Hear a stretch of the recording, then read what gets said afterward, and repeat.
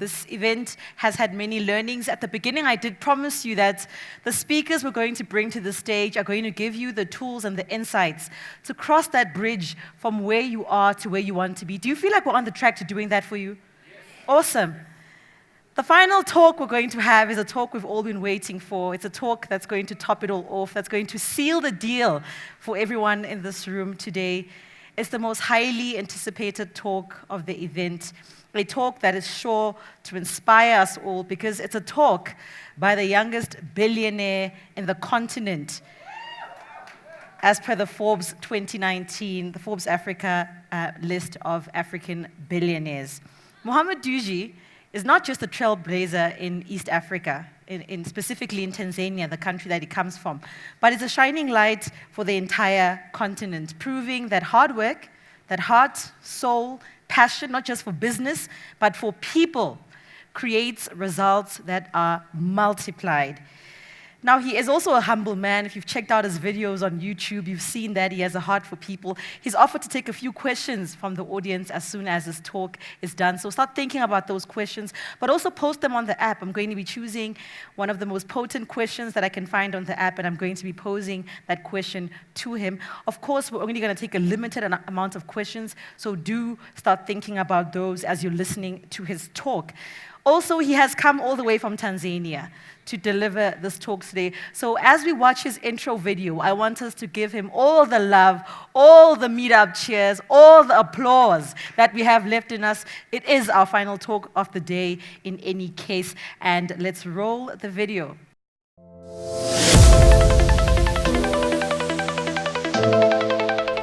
Mohammed Dewji, President of MeTL Group, Africa's youngest billionaire. Mohammed is a businessman, entrepreneur, philanthropist, and former politician, and Africa's youngest billionaire.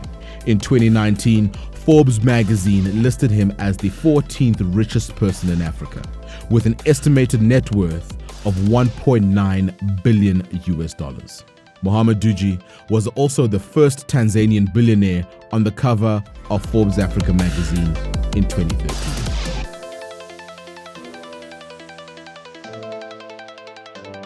Before we open the floor and take questions from the floor, I'm going to kick off with a question from social media. Right. And the question is around this phenomena of manufacturing. The person is asking about this issue of the East and the West coming into Africa, taking raw materials, producing all these products that they then come back and sell into Africa.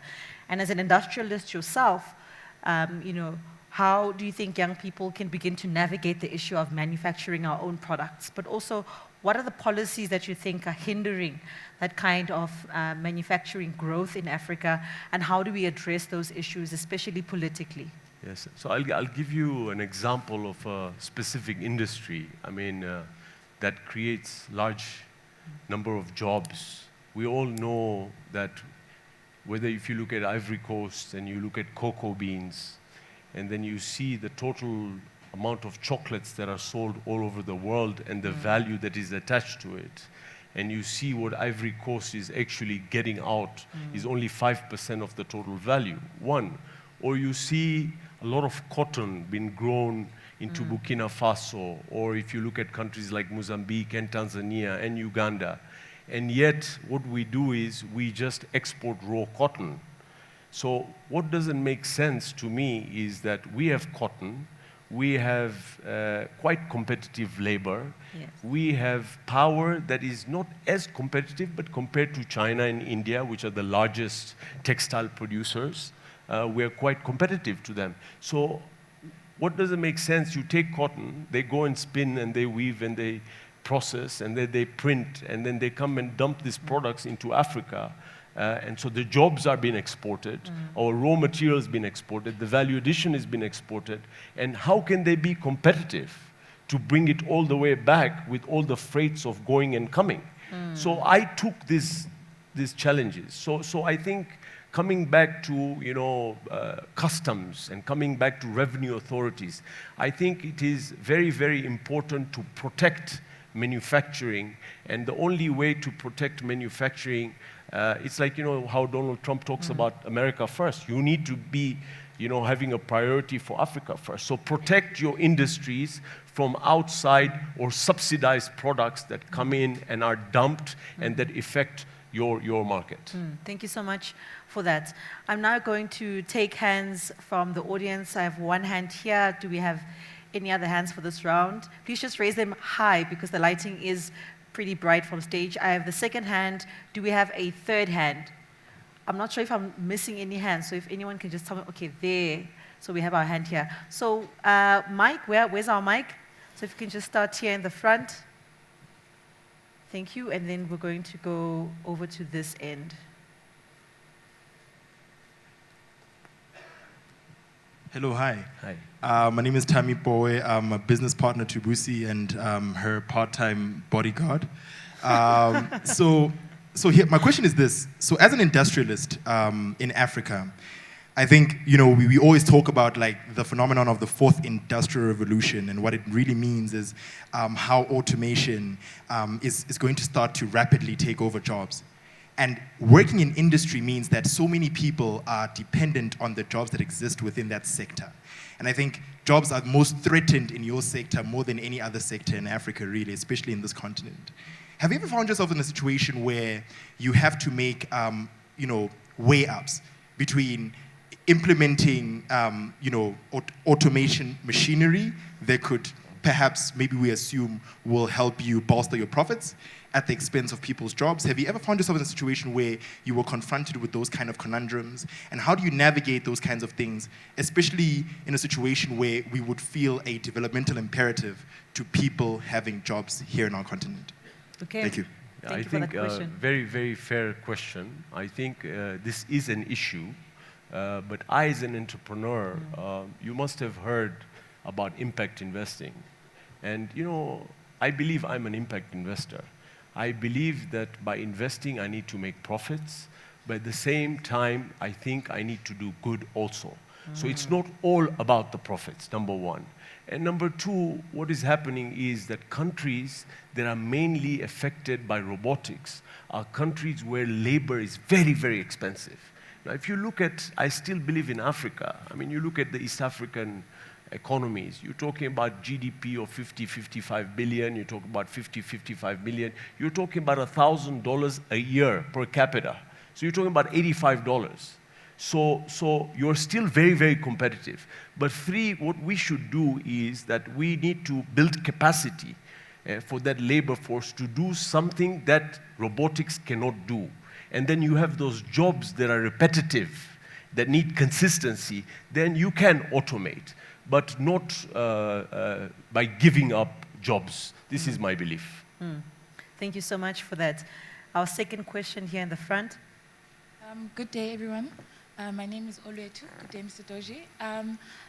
Thank you for sharing with us how you, as a Pan-Africanist, make a difference in the lives of make a difference in the continent and the lives of African people. May the African gods continue to bless you and increase your business.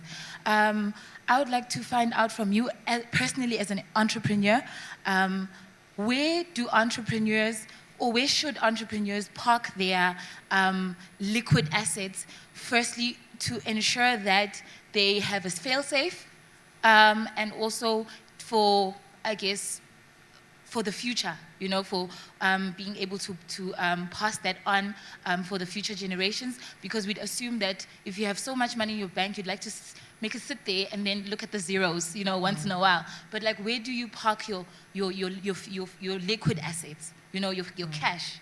Yeah. Thank you. Thank you for your positive comments. To be very honest, just before I respond to that question, that when you're an entrepreneur, it's very, very important to do all this impact investing and make sure that at the end of the day, it's not only about the money, and it's about the people. I'll give you a small example. What happened to me recently, where I was kidnapped, and it's very funny. What happened? It was 9 days, and majority of people in my country are very poor people. And there are differences of political affiliation, there are differences of religion, there are differences of color, the differences of tribes. But the biggest difference in Africa and in the world is between the haves and the have-nots. So when I was abducted and I was away for 9 days, and when I came back and I saw what was happening in the social media, and I saw how Africans and poor Africans stood up for me in terms of praying, hashtags, bring back more. I mean, this really, really, really touched me. Because how do you expect a poor person to think about a rich person's problems? And I was very, very surprised, because the problem is between the haves and the have-nots. So I think it is very, very important in our careers. Like the speaker before, spoke, that life is very, very short, and I think it is important to always give back to our communities, specific communities. Coming back to your question, I think, old-fashioned bankers will always tell you to have 35% of your money in very liquid cash assets, and then other 35% so-called brick and mortar, and other in gold. And now with all the problems that we're having in the world, I see gold prices are also going up. But my idea, I think the world and Africa is moving to fintech. I think the world is changing like crazy. And I think if you can come up with an idea of a startup that is related to technology and connecting people, I just feel that there's just a lot of money to be made there. Thank you so much for that. And then we had a question, I think, was the question in the middle? This side. Oh, it's with the white, okay. Right. Thank you so much for the opportunity. My name is Nompumelelo Dugwe. And my question is that you have all the success, and I think everybody in this room wants that. We're here because of that. But I want to know, who is Mohammed? Like, who are you really?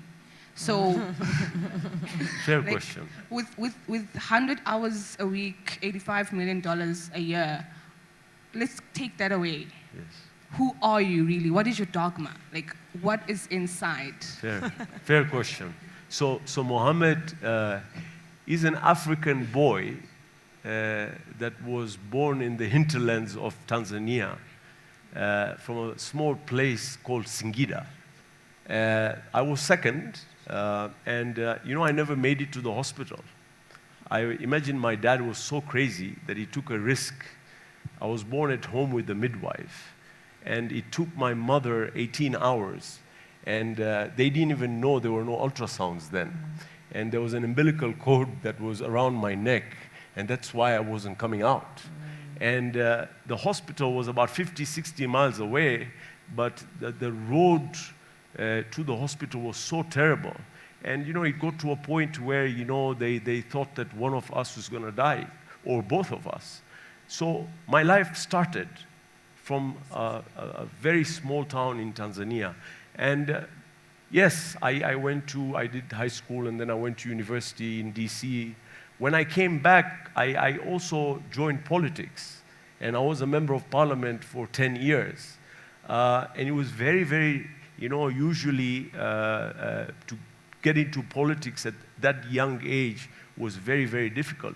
But the reason why I got into politics was, and I want to share this small story with you. So Singida is an urban constituency, but when you drive 10 kilometers out of Singida, the periphery is rural. And we have about 100,000 people in town, and then you've got another 100,000 people in rural Singida. So when I drove, I saw an old man. At that time, there was a puddle of yellow water, and he was basically had a plate, and he would scoop this water and put it into the bucket. And I asked him, so what are you doing? And because my grandfather and my great-grandfather, they're all buried in Singida. And as Muslims, we kind of go back to the graveyard and pray for them. And so when I saw this old man, and he says, no, this is the water we're drinking. So I asked him that, who's your member of parliament? And funnily, they said the member of parliament was the minister of water at that time. When I started researching, I realized, 3 out of 10 kids die from waterborne diseases because of typhoid, et cetera, et cetera. And then the problem is the education level was so low, so, it was a vicious circle, that they were not very educated, and therefore when the kids got sick, they started treating them not medically, but treating them in their own, informal ways. And when the kid got really, really sick, by the time they got the kid to the hospital, many kids died. And I have children, and I say that I love my children. And I know every parent loves their child the way I love mine. And I always say that a child from New York or, from Tokyo, his or her life equals to a child in Africa. Because, there is no life that is greater than another life. Life equals to life. So that prompted me to get into politics. And I wasn't a very good MP because I was not representing the constituency much in parliament, because I felt I was a little conflicted because of the businesses that I was running. But I had a very strong team. I mean, on the education front, we had, imagine, 2 secondary schools, and in 10 years we were up to 23. Accessibility of water was at 23%. When I left, it was almost 85, 86%. And this is according to the World Health Organization. So Mo is the person of people. I like people. I feel wherever I can bring value to people or help people. I believe that, when God gives you wealth, that sometimes you're a representative for the people, and that this wealth, and that is why I've also signed the Giving Pledge. It's an initiative that is from the Bill Gates and Warren Buffett, where you pledge half of your wealth away. And I keep on telling my children that I'm really going to give majority of my wealth away to philanthropy. And I think it's just, so that's more. And of course, I have a passion for football. I own a club called Simba in Tanzania, which drives me crazy. It increases my heart rate. I mean, I think, there was a time when we were playing the Champions League, and, like 10 minutes before the game, I felt my hands are all numb. I'm like, dude, I'm going to die here, And I have no control. So this is more, a little bit of more. I mean, thank you so much for that. I don't know if you have time to take just 2 more questions, just one question here and one question from right here in the front row, unfortunately, and then maybe the third question right at the gray suit. So let's start right here. So if you could just stand up. So, yeah, just so that the person with the mic knows who you are. There we go. My name is Shiza Thompson. I'm from Malawi. First of all, I'd like to congratulate you for elevating that 30 million to 1.1 billion. But what I wanted to ask you is, I believe we have guys here that are starting from the scratch. They didn't have the opportunity to have that money to start their business. If it is in your case that there was no that money, would you be a billionaire? And if your answer is yes, how would you advise the guys that are starting from the scratch that are here? Oh, good question. Definitely, I did have an advantage that my father was a rich man, reasonably a rich man. And then I got this fantastic education. I think capital is important. But I don't think I would have reached where I would have reached today if it wasn't for capital. And the time when I went back to Tanzania, the banking sector liberalization was delayed in East Africa. So I remember 1999, I walked into a Barclays bank, and the paid-up capital of Barclays Bank is $2 million, and the maximum they can lend me was 20% of the paid-up capital, so it was $400,000. I realized that I was never going to get anywhere with the $400,000. And so I started looking for solutions. And that is why I mentioned ethicalness, your word. Even when you give your word, even if you're losing money, you make sure you adhere to your word. So I actually started coming to South Africa and knocking in doors, and people, I could feel what they're saying. Look at this guy wearing a suit, talking big stories. Why should I lend him money? But I kept on coming, and finally I broke through. I got a couple of $1 million. I was lucky at the right time, at the right place, with interest rates being low, and started off with a few $1 million, and now we have signed $250 million of syndication. So yes, money makes money, but specifically with only my father's wealth, I don't think I would have got where I would have got today. You have to be able to access capital. And with today, I think, it is important that yes, once you have a fantastic idea and you're a fantastic executioner of that idea, I think there's many startups that are getting funded big time. Startups that are losing money. In the past, when we were young, you go to someone and say, look, I have this business, and I'm losing money, and I foresee losing it for 5 years, and you invest in my money, he'll tell you to go to hell.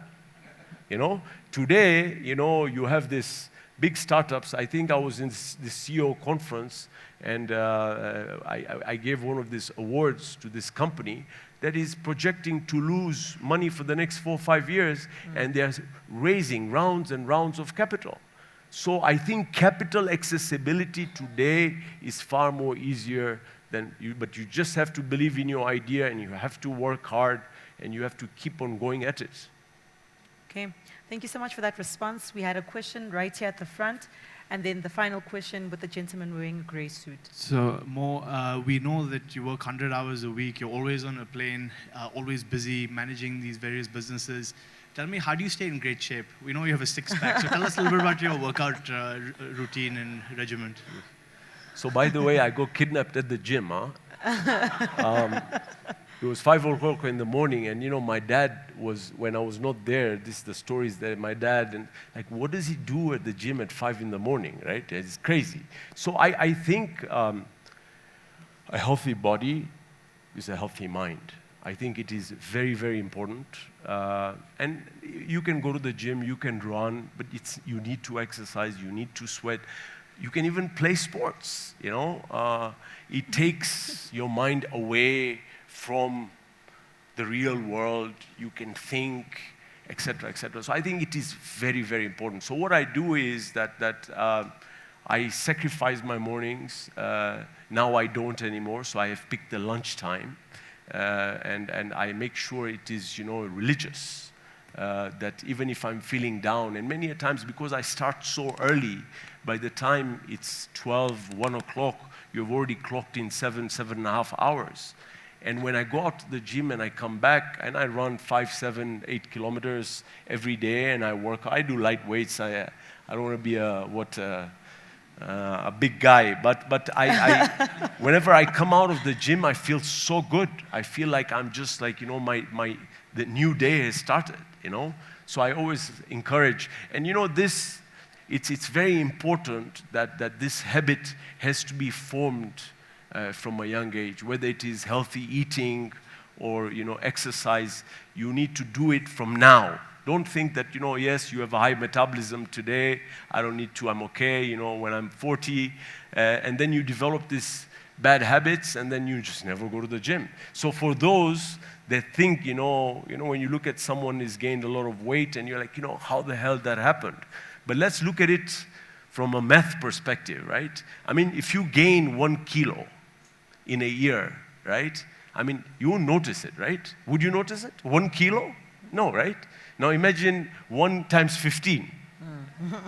Serious business, eh? Okay. Thanks, Sid. Thank you. Now, final question for the day. All right. Thank you, moderator. My name is Javier Makama. I'm representing the KBN Global Ambassador. So basically, I'm not a gentleman, so you know me now. I'm Javier Makama from the Business Forum. And it's so good to see you, my brother. We're part of our network as KBN.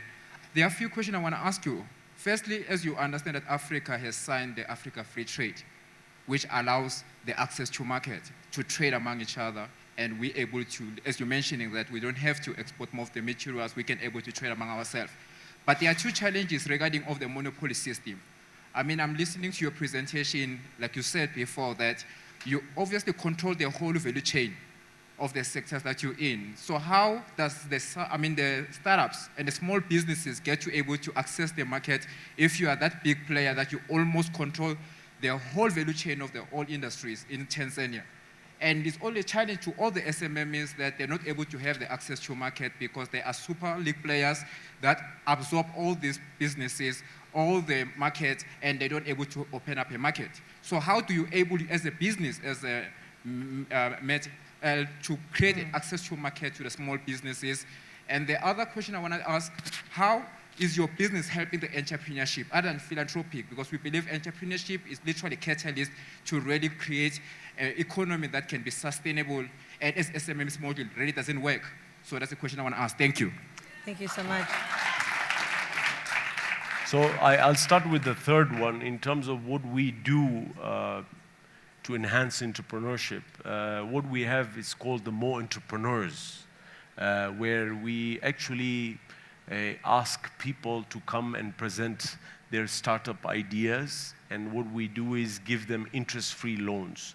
So I actually spend my personal time to listening to these stories and making sure that these ideas are just not ideas, and they can have a follow-up, and they will be executed, and they will be very successful. So I kind of deal with two things. One, I do a mentorship, but two, also I give them access to capital that is interest-free. Now, when you look at a country like Tanzania or Kenya, where interest rates are high, you know, when you have no security or collateral, or you have no credit history, you go in and they'll ask you to pay 20%, which is Shylock interest rates, which gives a tough start for an entrepreneur. So this is my personal initiative through the Mo Dewji Foundation. That's number one. Number two, I jumped to the Africa trade, Africa One. I think, you know, you know, whether it is ECOWAS or the East African Community or it is SADC, they're very, very complicated. Because, you know, they say, okay, free trade, SADC, we can free trade anything from each country to each country. But the question is that there's rules of origin, right? You cannot be importing something in South Africa and just doing a little bit of value addition and then exporting it and getting access free into Malawi, or access, and where you know there's that specific raw material and specific industry in Malawi. So what is happening, I believe, you know, the way we are moving forward is a lot more protectionism, one.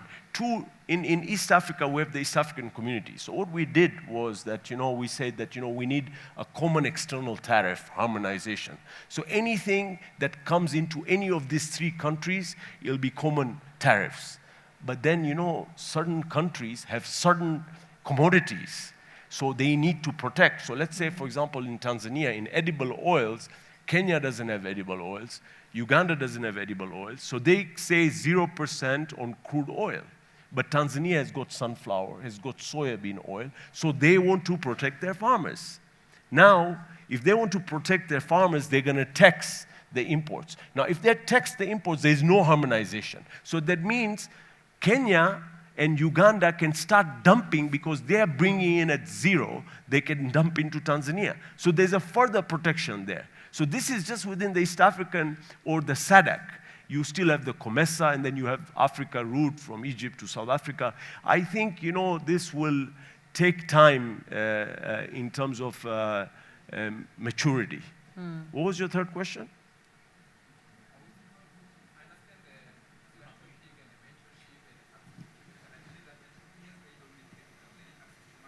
Yes.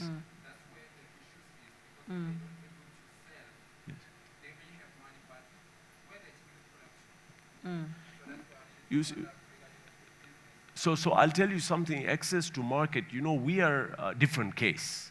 We're a case because we produce, or we have 39 industries.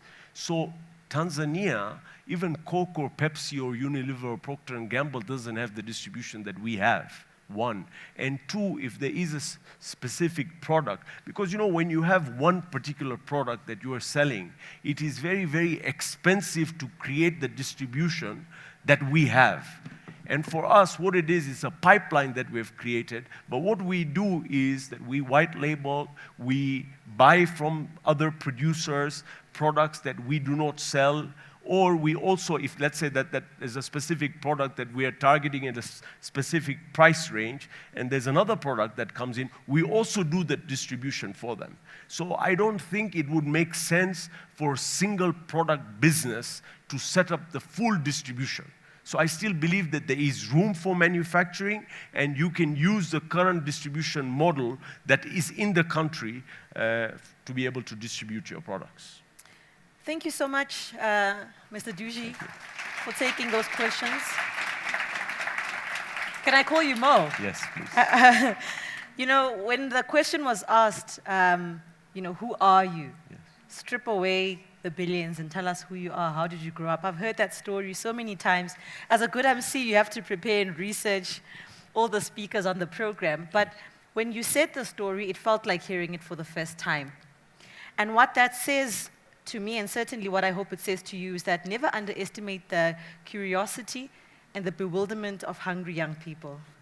And as you leave this event, I want to encourage you to, someone spoke about you spending 100 hours a week on work, to take 2 of those hours and go through this magazine that chronicles 120 brave, bold entrepreneurs, innovators, creatives, and sportsmen.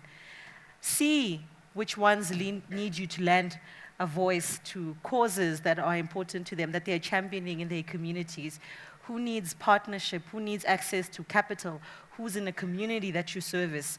Who could you partner with in meaningful ways to ensure that this conversation doesn't end here? The impact that you've had that's palpable, where so many young people want to continue to ask you questions. This is something that continues beyond this event. And I want to also tell you that this event has been about stories, and you mentioned how much you love stories when you were responding. This event has been about celebrating 120 young people and digging deep into their why. We had a couple of entrepreneurs coming up on stage and speaking about painful stories, surviving autoimmune disease to go on and start solar companies that are operating in some of the most disparaged countries in the world, in Sierra Leone, and Tabiseng. Ugandan kickboxer Patricia was sitting in the front row, and these are some of the people who have really shown us that it's the why, it's the painful moments, it's the strife that must be a motivator. But this event has also been about validation. I think let's not underestimate what it means for Forbes Africa to say you are an under 30. Let's not underestimate what it means for so many people who've come here with ideas that for a long time seemed quirky or seemed like they don't make sense within their specific family, within their specific friendship group, for what they studied or what their parents hoped for when they set out to go into university, or when they set out in corporate and then left and then started their own business. Speaking for myself personally, I sit at the table with corporates, with SMEs, with wealthy individuals like yourselves, and I try to restructure their 1% net profit that's invested into CSI and see how we can make that transformative. But sitting at that table meant starting with something that for a long time didn't have validation, didn't have credibility. So this event has been immensely powerful for all of us, and for you sitting here to acknowledge the questions the way you did, to give a face to the people who you spoke. I saw you trying to see the faces of the people who are asking you questions is immensely important, not only for who we are right now on the stage, but for who we become in the future. Thank you so much for giving yourself. I hope that what you've said is going to create billionaires in this room, billionaires who are ethical in this room, billionaires who have a passion for people in this room, billionaires who are going to transform lives. And as you take your seat, I'm just going to ask everyone to please stand up and give you a huge round of applause to say thank you for the opportunity. Thank you so much. Thank you.